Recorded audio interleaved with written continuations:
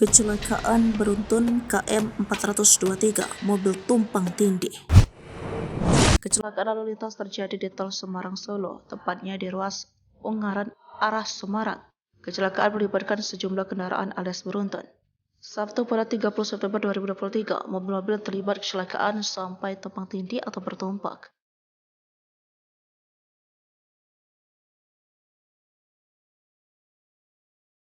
Dalam video yang beredar di media sosial, kondisi sejumlah kendaraan ringsek parah.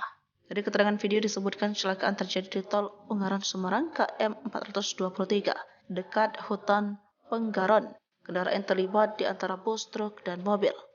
Petugas polisi sudah melakukan penanganan di lokasi kecelakaan.